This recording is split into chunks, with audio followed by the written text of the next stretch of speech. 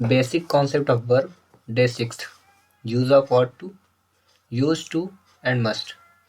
सो शुरू करते हैं। आज की क्लास में यूज टू, ought to और मस्ट पढ़ेंगे।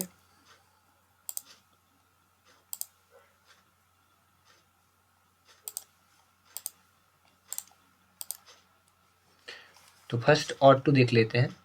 ought to का अर्थ जो होता है वो चाहिए, ठीक है। The means of ought to चाहिए, और इसका जो यूज किया जाता है फॉर मॉरल ऑब्लिगेशन, यानी नैतिक कर्तव्य को रिप्रेजेंट करने के लिए, ड्यूटी को रिप्रेजेंट करने के लिए आप ought to का यूज करें। वर्ब की फर्स्ट फॉर्म ही यूज करें क्योंकि ये मॉडल वर्ब है, ठीक है। We ought to love our country, हमें अपने देश से प्यार करना चाहिए। We ought to respect our parents, हमें अपने माता पिता का सम्मान करना चाहिए, ठीक ना। We ought to respect our elder. इस प्रकार से आप कई सेंटेंस बना सकते हैं, ठीक है। अब चलते हैं must pay. Rule number first must का प्रयोग कंपल्सन यानी बाध्यता बतलाने के लिए किया जाता है। जैसे कैंडिडेट मस्ट राइट इन इंक, यानी प्रत्येक उम्मीदवार को इंक से लिखना चाहिए, या और इसका अर्थ जो है तो यहाँ याद रखें अवश्य चाहिए, यानी चाहिए ही। तो प्रत्येक कैंडिडेट को, उम्मीदवार को इंक से ही लिखना चाहिए। तो बाध्यता जब बताया जाए कि ऐसा करना ही चाहिए, then you want to use must. Rule number second क्या कहता है? मस्ट का प्रयोग से फिक्स्ड डिटर्मिनेशन यानी पक्का इरादा या दृढ़ संकल्प को रिप्रेजेंट करने के लिए किया जाता है। India must win the world cup, Bharat को अवश्य वर्ल्ड कप जीतना ही चाहिए। तो ठीक है ना। तो डिटर्मिनेशन बताना चाहें तो आप मस्ट का यूज करें। जैसे आपको समय पर गृह कार्य करना ही चाहिए, देन आप you can write we must do homework on time, यानी हमें समय पर गृह कार्य करना ही चाहिए, हमें पढ़ाई करनी ही चाहिए, दृढ़ निश्चय है कि आपको पढ़ना ही चाहिए। देन आप यूज करें आई मस्ट रीड रेगुलरली, हमें नियमित पढ़ाई करनी ही चाहिए। तो डिटर्मिनेशन पक्का इरादा बतलाने के लिए आप मस्ट का यूज करें। चलिए नेक्स्ट यूज पे चलते हैं।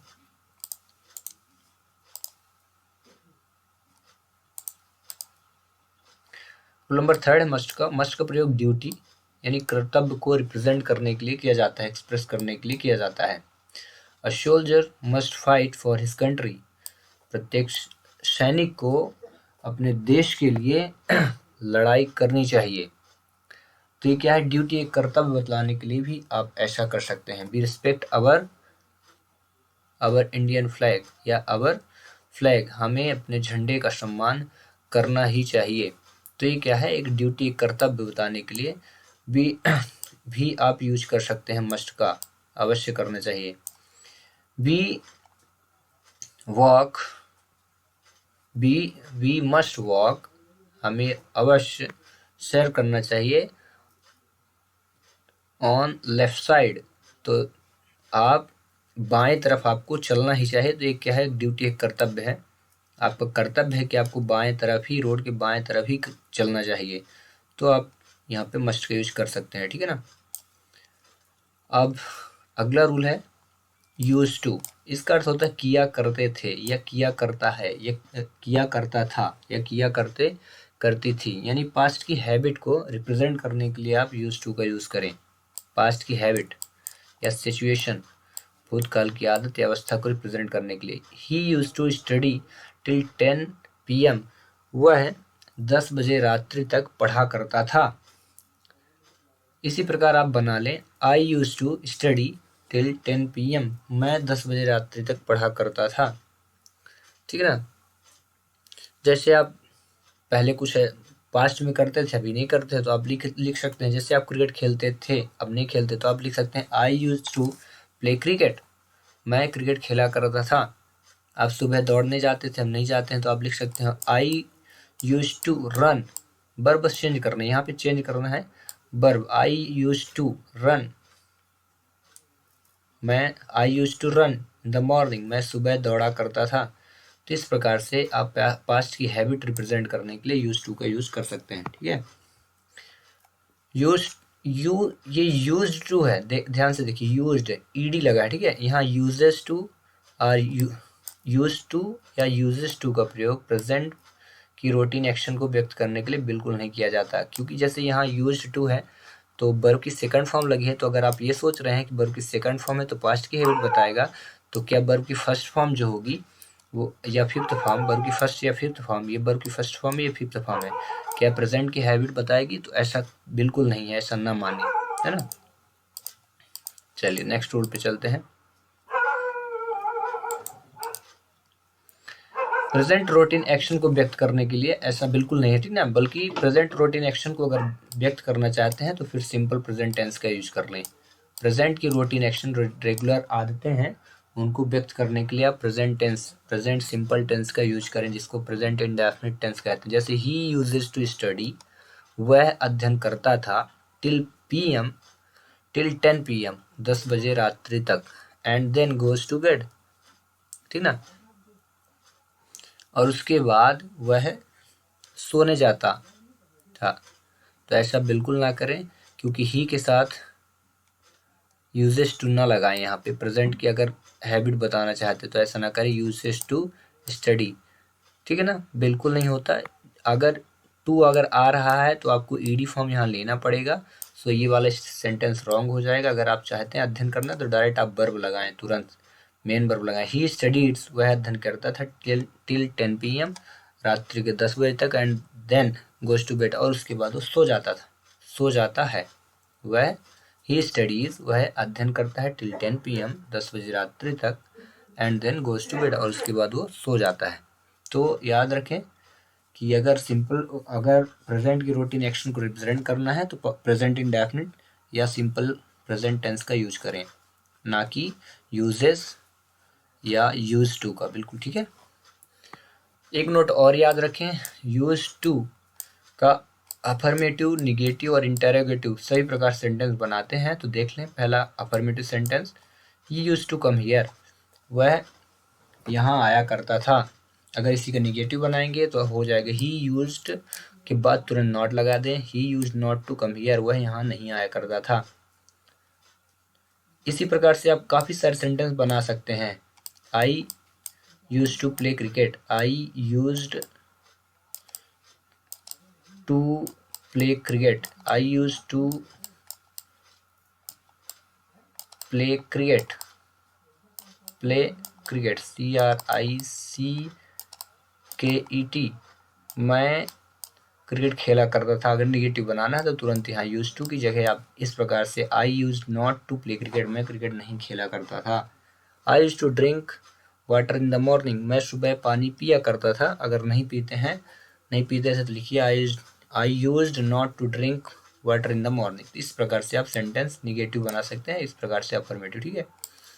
इंटरोगेटिव, निगेटिव और अफर्मेटिव तीनों होते हैं। तो इंटरोगेटिव का देख लेते हैं अब। So first we want to erase all, next। तो इंटरोगेटिव का जब आप बनाएंगे तो क्या होगा, सबसे पहले आपको यूज्ड को पहले लिख लेना सेंटेंस के, ऐसे डिड को पहले आप लिख लें, या कि यूज लिखें या कि डिड लिखें, ठीक है, हेल्पिंग वर्ब के रूप में। Used he to come here, क्या वह आया करता था, या did he use to come here, क्या वह आया करता था। तो दोनों ही सेंटेंस सही हो जाएगा। पास्ट की हैबिट को रिप्रेजेंट करता है, इसलिए यहाँ पे सेकंड वाले सेंटेंस है यूज्ड हटाया गया और डिड को लगा के वर्ब की फर्स्ट फॉर्म लगा दी गई है, ठीक है, ये पास्ट इंडेफिनिट बन जाता है। तो याद रखें, दोनों ही प्रकार से आप सेंटेंस को मेक करके बता सकते हैं। जनरली होता क्या है कि जब भी कभी टू लग जाता है, इनफाइनाइट टू लगता है, तो इसके बाद हमेशा वर्ब की फर्स्ट फॉर्म लगाते हैं, बट ऐसा नहीं है। यहाँ पे एक रूल बताया जा रहा है कि ऐसा नहीं होता, सामान्यतः ऐसा कभी कभी चेंज हो जाता है, तो उस रूल को आप नोट में देख लें। वर्ब प्लस यूज टू के बाद वर्ब की फर्स्ट फॉर्म प्लस ING का प्रयोग होता है, और ये हैबिचुअल एक्शन को रिप्रेजेंट करता है। जैसे आई एम यूज टू के बाद वर्ब की फर्स्ट फॉर्म लगनी चाहिए, लेकिन ऐसा नहीं है। आप रेगुलर की आदतों को रिप्रेजेंट करने के लिए आप वर्ब की first form plus ING use करें। I use to getting up late in the morning, मैं सुबह देर से जगा करता था, ठीक ना, ऐसा भी यूज होता है। तो कई वर्ब होते हैं, एडजेक्टिव होते हैं, फ्रेजेस होते हैं जिनके बाद टू अगर आता है तो उसके बाद वर्ब की फर्स्ट फॉर्म बिल्कुल नहीं होती। वो कौन कौन से देख लें। वी यूज टू,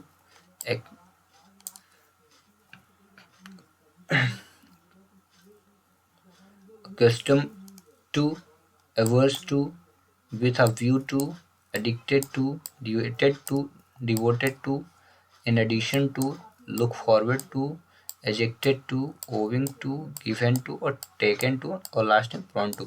तो इस प्रकार से जो सेंटेंस है इनके बाद हमेशा अगर ये सेंटेंस आते हैं तो टू के आते हैं तुरंत आपको वर्ब की फर्स्ट फॉर्म में आईएनजी यूज करना, जिसे वर्ब की फोर्थ फॉर्म कहते हैं। जैसे ही एडिक्टेड टू स्मोकिंग, ठीक है, यहाँ पे एडिक्टेड लगा था इसलिए टू के बाद तुरंत स्मोकिंग आया है, ING form. I am looking forward to meeting you, तो यहाँ देखिए फॉरवर्ड, लुकिंग फॉरवर्ड आया, तो यहाँ लुक फॉरवर्ड लिखा था, तो लुक फॉरवर्ड या लुकिंग फॉरवर्ड आए तो तुरंत आपको आईएनजी लगाना है। टू के बाद वर्ब की फर्स्ट फॉर्म यूज ना करें। कि was use to driving, use to आया तो वर्ब की फर्स्ट फॉर्म ना लगाएं बल्कि आईएनजी फॉर्म लगा के। He use to driving on the right when he was in London, जब वह लंदन में रहता था तो वह राइट साइड पे गाड़ी चलाया करता था। तो इस प्रकार से हम तीनों ही मॉडल वर्ब की स्टडी कर चुके हैं और बेसिक पॉइंट हम बिल्कुल बेसिक पॉइंट जो थे सभी को ध्यान से पढ़ लिए हैं। सो अब हम आपको कुछ होमवर्क देंगे, उनको आप सॉल्व करिए, ठीक है। तो ये रहे, पहला है I fill in the blanks help the poor, दूसरा क्वेश्चन है we fill in the blanks run in the morning, तीसरा क्वेश्चन है you fill in the blanks drive carefully, चौथा क्वेश्चन है they fill in the blanks climb the tree, पांचवा question we fill in the blanks respect our elder और छठवां question है be fill in the blanks love our country. तो इनमें जो भी करेक्ट ऑप्शन या करेक्ट आंसर हो उनको फिल करिए। आएगा तीन में से ही कोई एक, जैसे वो तीन ऑप्शन क्या रहेंगे आपका, पहला रहेगा मस्ट, दूसरा रहेगा यूज्ड टू और तीसरा रहेगा ऑट टू, OUGST। इन तीनों में से ही एक कोई आएगा, तो आप चूज करके जो भी करेक्ट हो उनको फिल करके कमेंट्स बॉक्स में उनका आंसर सेंड करें नाउ।